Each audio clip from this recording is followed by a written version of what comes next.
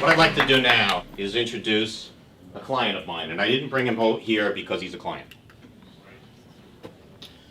I brought him here. He's the CEO and managing partner of a diverse technology solution. After running his business for more than 15 years, this guy is already in the 2020s. Okay, the way he runs his business, everything he does.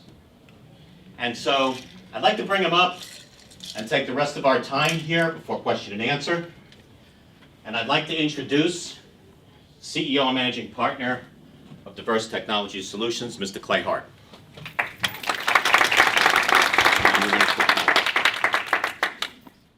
I thank Michael. I think this is a great event here tonight, great turnout, obviously. I'm honored to be here. It's a pleasure for me to be here today. My name is Clayton Hart. I'm the Managing Partner of Diverse Technology Solutions. We are a cloud hosting provider. We have several offices in the U.S. We're headquartered on Long Island.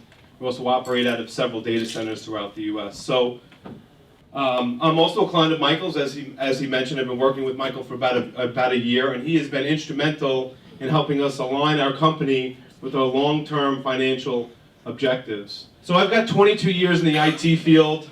I've been running a business for 18 years, and I am an expert in business workflow analysis and an expert in aligning and identifying technology solutions that can significantly impact profit and the bottom line. I believe that that IT and information technology is the epicenter of profit in every business. I believe that IT, information technology, is the nucleus of every business. You'll know that's true when you go to work every day. Any time you type on the keyboard, and for every letter you press, and every time you click a mouse, you're using information technology. So clearly we could not process business at a very high level. And clearly information technology has an impact on efficiency and operations. And at the end of the day, the bottom line, profit, making money. So Michael asked me here today, and he said, Clay, I just want you to get up for a minute. I want you to answer me 2 questions and see if you could help me out. And his first question was, what do I see the top 10% of growth businesses doing with information technology? And the second question was, what decisions do I see business owners making that are significantly impacting their bottom line? And I said, well, before I answer that question, I'm just going to take it back a second. If we think back just a decade ago, what happened, the most simple impact and the biggest impact on technology was this device, the BlackBerry. I see everybody in here ticking away on their devices tonight, and you're either communicating with your significant other, or you're checking what's going on with work and work email and everything else. And if you think back to just 10, 15 years ago, you didn't have email on your hip. And if you think about a world today, what if I took email off the hip of everybody in your organization? How much of an impact would that have on productivity and efficiency and operations? And at the end of the day, if I took email off your hip in all of your organizations for all your employees, let's say for a period of 30 days, how much do you think that would impact profit and the bottom line? I'll bet you'd see a pretty significant hit. So the bottom line is that IT can drive revenue. IT, information technology, if implemented correctly, can positively affect the profitability of your organization.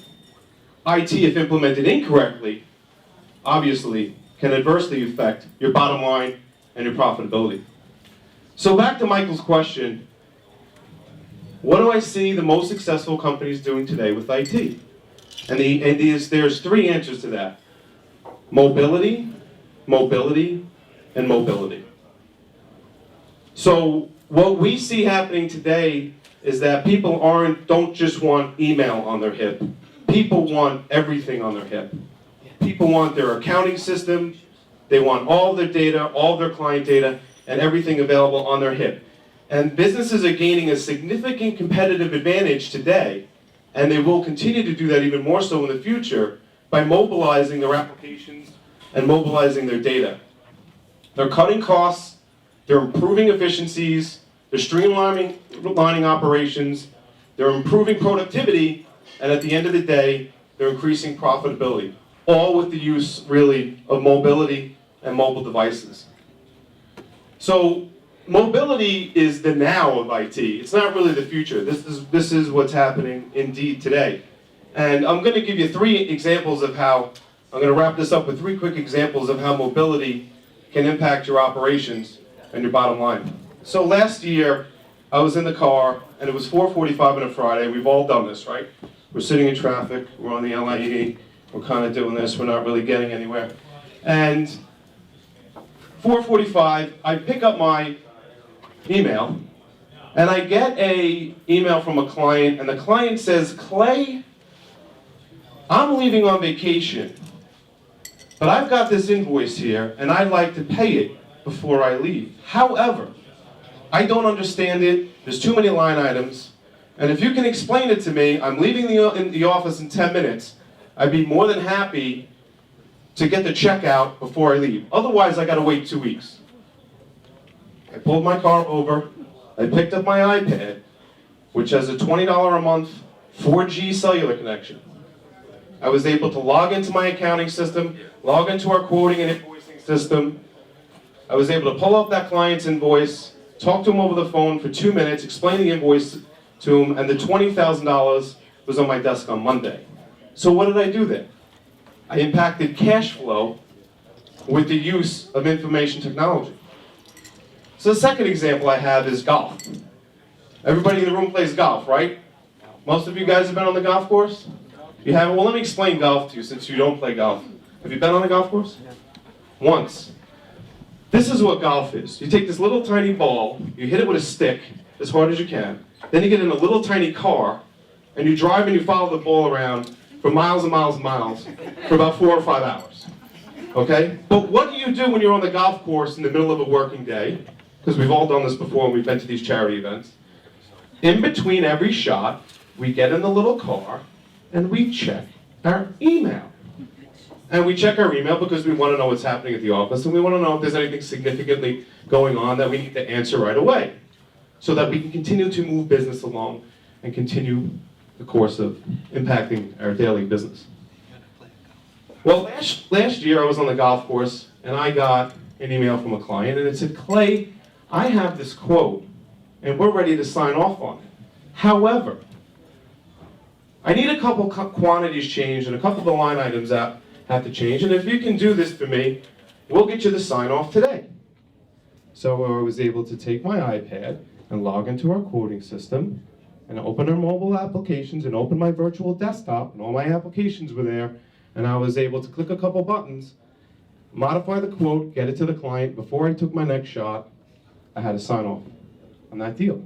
How was your next shot? It sucked. In the woods. I'm a terrible golfer. So my third and my final example, and I'm going to let all you guys go today because I know time is of the essence. Last week I was in New York City and I had a deal with the Steam Fitters Union of New York City that we've been working on for 2 years. And finally the Steam Fitters Union decided to go with mobile technology and they're going to move all their data and all their applications to the cloud with us. And we were very excited about it. So I went in at about noon and I had my meeting with the client. And I get the sign off and I'm all excited. So I say, well, I'm going to take myself out to lunch because it's about noon. So I go to the Capitol Grill on 51st Street and 7th, and I sit at the bar, and I put my iPad on the bar, and I order a petite filet, cooked medium, of course, and I order a glass of Cabernet to celebrate.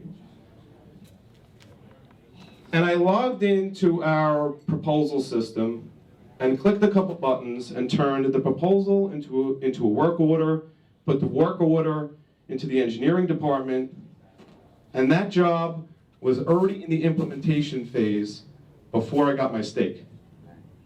So that is an example, or several examples, of how you can use technology and what the top 10%, like Michael said earlier, what the top 10% of companies and organizations are doing today and how they're using IT. And everybody, I thank you for your time, and I hope you've enjoyed tonight's presentation. It's a great talk.